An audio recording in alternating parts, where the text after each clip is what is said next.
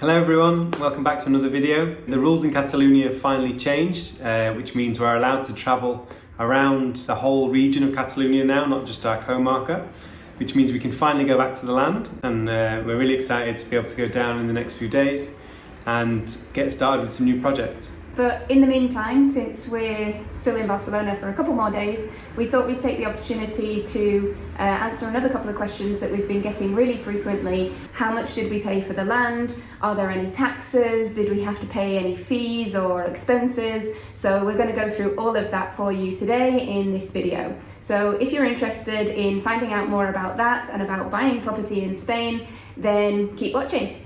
We're Danny and Kate, and this is Paco.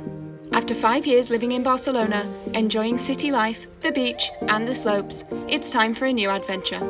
Follow our journey as we build our very own tiny house and start a mortgage-free homestead in the mountains in Spain. Welcome to Smithsdale Farm. First, we want to say a big thank you to everyone because we've hit a big milestone for us and our channel. We hit a 1,000 subscriber mark much quicker than we would ever have imagined happen. So thank you everyone who has liked and subscribed. It means a lot to us and it shows that people are interested in what we're doing. It's a really nice feeling. Yeah, thank you everybody. And if you haven't subscribed yet, but you are interested in following along, two people with zero experience who are going to build their own house in the mountains, then please do consider subscribing. It'll help our channel to grow, and in turn that will help us to have more time to make more videos. So we're about to take you through all of the costs that we encountered when buying this piece of land in the mountains in Spain. If you're interested in this type of content and more information about how we managed to save up the money to go mortgage free, or what the actual process of buying the land was in Spain, then give us a thumbs up and let us know that this type of content is interesting to you. We're also of course going to be following along the process of building the tiny house, but maybe there's people who also want to know about the process of buying property in Spain, and we'd be happy to share that with you. So let us know, give us a thumbs up, and we'll make more of that in the future. But for now, let's get into the costs. So number one, how much did we pay for the land? We looked at a range of properties between 10,000 and 25,000 euros to try and see what you did and didn't get across that price range. We spoke to two different estate agents to look at a range of properties. The properties that we viewed should be in our property playlist, so you can go back and look at those if you want to. In the end, we put an initial offer on our first choice for 15,000 euros. In the end, this fell through, and then we found the second property, which is the one we went for in the end, and we finally paid 16,000 for this property. Number two, what fees and taxes did we have to pay?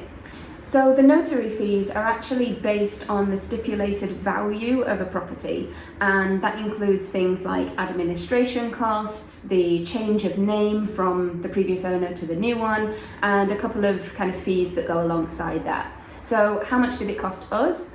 Well, there are a couple of different fees that we had to pay. The notary cost, which is actually the people doing the work, was 495 euros. There was a legal check that went alongside that called the gestion, and this was 182 euros. There was a set of taxes that goes to the Hacienda, which is like the tax office, and that was 250 euros for our property. And then the registration of the ownership from their name to our name, and that was 223 euros. That, as a total, is 1,150 euros. Now, what we actually did was we paid in advance a fee of 1,500 as a transfer to the notaria, and then when they go through and they settle the costs, they then tell you whether that amount was the right amount, more or less than it should have been. We actually then received back 350 euros because the settlement was slightly less than they'd expected in the first place. Number three, did we have to pay estate agency fees? As I mentioned previously, we saw two different estate agents and they worked more or less in the same way. So the price that was advertised on the properties included the estate agency fee. So there was no additional cost to do with the estate agent other than the price that was advertised for each property. So we knew the full amount we were going to pay for the property as we were viewing it.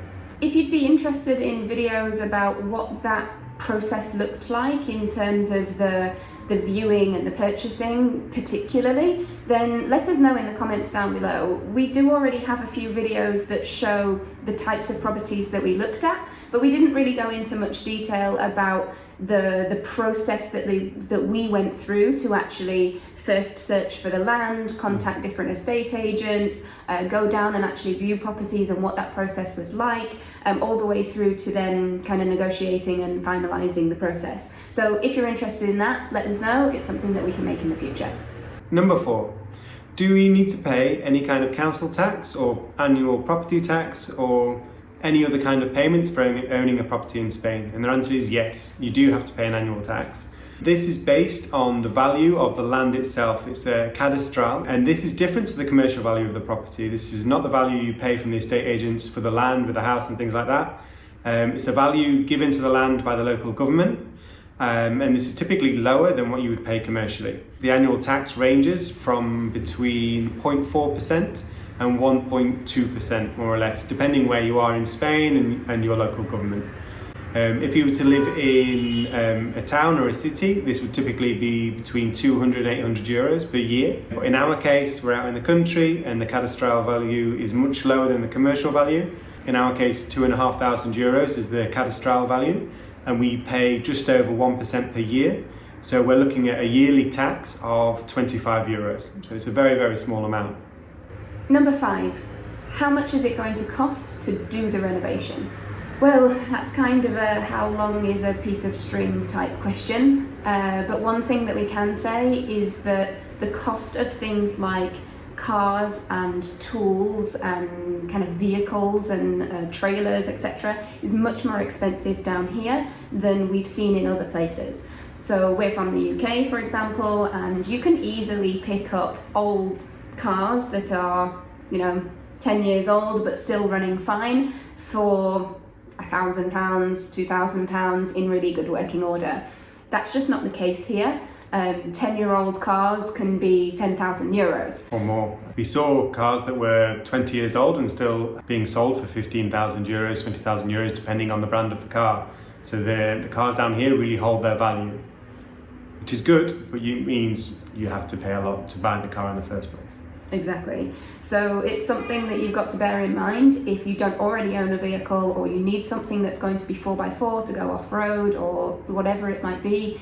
That's a cost that you need to bear in mind that will kind of tag on to the costs of the property. We live in Barcelona at the moment. We didn't own a car, we just have a moto to get around, and so that was an additional cost for us that we needed to factor into this whole thing. On top of that, we then obviously need to think about things like the tool costs, the cost for the actual materials to build the house, and that all kind of comes down to what specification you want to do it to, what quality you want to work to, and it's something that we're going to be kind of working on as we move through the process. So we'll definitely make more videos in the future about how we're finding the process and how much things are costing us and whether we're finding differences between purchasing things here versus elsewhere outside of Spain, and we'll keep you updated with that as we go along. But yeah, there's just a couple of things to bear in mind there, that it can be a bit more expensive here than we'd expect.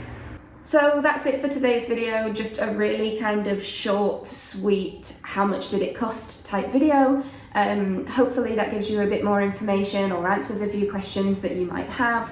If we didn't cover anything that you want to ask us, then put it in the comments down below. We do read all of them and we try to respond to everybody. You can also get in touch with us via Instagram at Smithsdale_farm, so you can find us there too, and we're happy to answer any questions that anyone might have. So if we've not quite got to the nitty-gritty of something, let us know and we'll get back to you.